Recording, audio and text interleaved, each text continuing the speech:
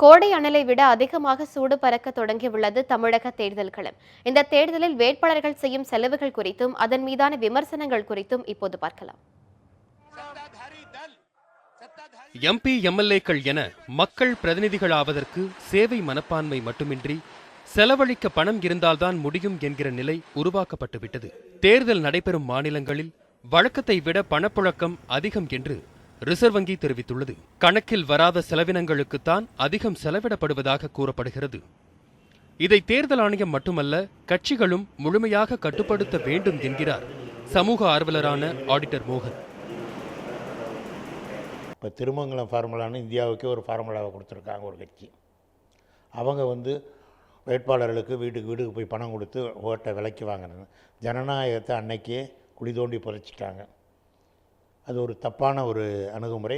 அந்த அணுகுமுறை தான் ஒவ்வொரு இடைத்தேர்தலில் அவங்க இது பண்ணி வர்றாங்க. இது மக்களால் ஏற்றுக்கொள்ள முடியாது. வறுமை நிலைமையில் இருக்கிறவங்க கிடைக்குமேங்கிற ஒரு ஆவலோடு எதிர்பார்த்து அந்த பணத்தை வாங்குகிறாங்க. ஆரம்ப காலத்தில் கை நீட்டி வாங்கணும்னு அவங்களுக்கு ஓட்டு போட்டாங்க. இந்த 2016ஆம் ஆண்டில் அது மாதிரி கொடுத்தா எல்லோரும் வாங்கிக்குவாங்க. மனசாட்சியின்படி தான் எல்லோரும் வாக்களிப்பார்கள். மக்கள் கடந்த காலங்களில் யார் நல்ல பணி ஆற்றியிருக்கிறார்கள்னு பார்த்து தான் போடுவாங்களுடைய பணம் செலவு பண்ணுறதுனாலையோ இது இல்லை. நல்லவர்கள் தேர்தலில் வெற்றி பெறணுங்கிறது தான், நல்லவர்களுக்கு வாக்களிக்கணுங்கிறது தான் மக்களுடைய கருத்து. வேட்புமனு தாக்கல் செய்தவுடன் அவரின் பரப்புரைக்கு செய்யும் செலவுகள் வேட்பாளர்களின் கணக்கில் சேரும்.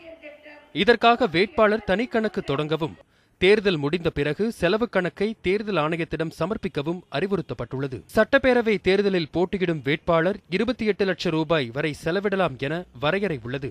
ஆனால் நடைமுறையில் பல கோடி ரூபாய் வரை செலவிடப்படுவதாக கூறப்படுகிறது. இந்த நிலை மாற வேண்டும் என்கிறார் திருச்சியில் சுயேட்சையாக போட்டியிடும் அரசு பேருந்து ஓட்டுநரான ராஜேந்திரன். இவன் செலவு பண்ணதே 30,000 ரூபா தான். 30,000 ரூபா செலவு பண்ணி ராஜு ஒரு சாதாரண டூ வீலர் பஞ்சர் ஓட்டுனர். அப்போ பஞ்சர் ஓட்டுனர் கூட தேர்தலில் ஜெயிக்க முடியும்னா மக்கள் மத்தியில் செல்வாக்கு இருந்து நல்லது பண்ணால் ஜெயிக்க முடியும். உதாரணத்துக்கு இப்போ நான் எம்எல்ஏ நிற்கணும்னா இந்த எல்லா மக்களுக்கும் தெரியணும். அதுக்கான செலவு இருக்குது. நோட்டீஸ் அடிக்கும், போஸ்ட் அடிக்கும், அது குறைந்தபட்சமான செலவு. அது நல்லது செஞ்சால் 4 பேர் செய்வாங்க. அந்த மாதிரி செலவு போதுமானது. அந்த அதிகப்படியான ஆடம்பரம் இல்லாமல் தேர்தலையும் ஜெயிக்க முடியும். காசுனால தான் ஜெயிக்க முடியும்னு சொன்னால் நேரு லால்குடி ஜெயிச்சிருக்கலாம், நேரு திருச்சி 2 மேற்கில் ஜெயிச்சிருக்கலாம். அவர் பண்ணாத செலவு கிடையாது. பர்கூரில் ஜெயலலிதா தோற்றுருக்கு, அவர் பண்ணால் அந்த அம்மா பண்ணாத செலவு கிடையாது. காசுனால் மட்டுமே ஜெயிக்க முடியுங்கிறது முட்டாள்தனமானது. அது திருமங்கலத்தில் ஜெயிச்சதுக்கு காரணமெல்லாம் வேறு. அவங்க காசு கொடுத்ததுக்கப்புறம் ஒவ்வொரு வாக்காளர் என்ன நினைக்கிறான், நம்ம ஓட்டு போடல நம்மளை அடிச்சிடுவாங்க மிரட்டிடுவாங்கன்னு பயந்து தான் ஓட்டு போட்டாங்க. தேர்தலில் வெற்றி பெற்றால் மக்களுக்கு என்ன செய்வீர்கள் என்று கேட்பதை விட எவ்வளவு செலவு செய்வீர்கள் என்று பல கட்சிகளின் வேட்பாளர் நேர்காணலில் கேட்கப்படுவது இயல்பாகிவிட்டது. சொந்த காசில் டீ குடித்துவிட்டு தொண்டர்கள் கொடி தோரணம் கட்டிய நிலை மாறி, கொடி தோரணம் கட்டவே தொழிலாளர்களின் உதவியை நாடும் நிலைக்கு கட்சிகள் தள்ளப்பட்டுள்ளன. இந்த நிலையில் தனது தேர்தல் செலவிற்கு நிதி கேட்டு பகிரங்கமாக வேண்டுகோள் விடுத்துள்ளார் குன்னம் தொகுதி விடுதலை சிறுத்தைகள் வேட்பாளர் ஷானவாஸ். வாக்காளர்களுக்கு பணம் கொடுத்து வாக்கு கேட்கிற ஒரு அவலம் தமிழ்நாட்டில் அரங்கேறி கொண்டிருக்கிறது.